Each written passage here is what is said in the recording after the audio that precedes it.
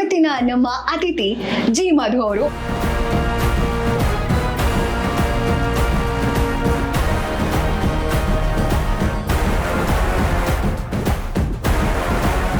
So ಅಲ್ಲಿ ಅಭಿನೇತರಿಗೆ ಹೋಗ್ತೀನಿ 2 months ಆಗೋಗಿದೆ ಆಲ್ರೆಡಿ. ನಮ್ಮ ರಂಗಭೂಮಿಲಿ ನನಗೆ ಒಳ್ಳೊಳ್ಳೆ ಕ್ಯಾರೆಕ್ಟರ್ ಕೊಟ್ಟರು.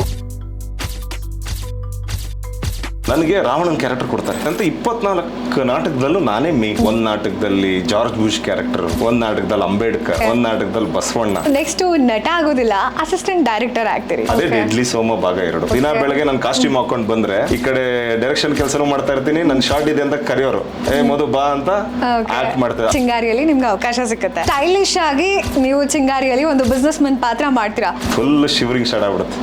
ಬಿಕಾಸ್ ಡೆಡ್ಲಿ 2 ಒಂದು ಸಣ್ಣ ರೋಲ್ ಮಾಡ್ತಿರೋನ್ನ ಡೈರೆಕ್ಟ್ ಆಗಿ 100 ಫ್ಲೋರ್ ಅಲ್ಲಿ ಹೋಗಿ ನಿಲ್ಸಿದ್ರೆ ಹೇಗಿರುತ್ತೆ. ಬಜರಂಗಿ AR ಶಾ ಸಿನಿಮಾ ಶುರು ಮಾಡ್ತಾ ಇದ್ದಾರೆ ಅಂತ ಆರ್ಟಿಕಲ್ ನೋಡ್ತೀನಿ.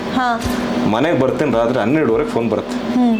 ಯಾರು ಹರ್ಷ ಮಾಸ್ಟರ್, ನನ್ನ ಮಗನೇ ನೀನೇ ಕಣ ನಮ್ಮ ಫಿಲಮ್ ವಿಲನ್ ಅಂತಾರೆ. ಅಷ್ಟು ಶೂಟ್ ಆಗಿದೆ ನಿಮ್ಗೆ. ಕ್ಲೈಮ್ಯಾಕ್ಸ್ ಫೈಟ್ ಮತ್ತೆ ವಜ್ರಕಾಯ 360 ಡಿಗ್ರಿ ಯಾರು ಇರ್ತಾರೆ ಆಕ್ಟರ್ಸ್ ಅಂದ್ರೆ, ಈ ಕಡೆ ಶಿವಣ್ಣ, ಈ ಕಡೆ ಸುಧಾರಾಣಿ, ಈ ಕಡೆ ಸುಮನ್ ಅವರು, ಈ ಕಡೆ ಅವಿನಾಶ್ ಅವರು, ರವಿ ಕಾಳೆ, ಎಲ್ಲ ಘಟಾನ್ಘಟಿಗಳು. ನನಗೆ 27 ವರ್ಷ.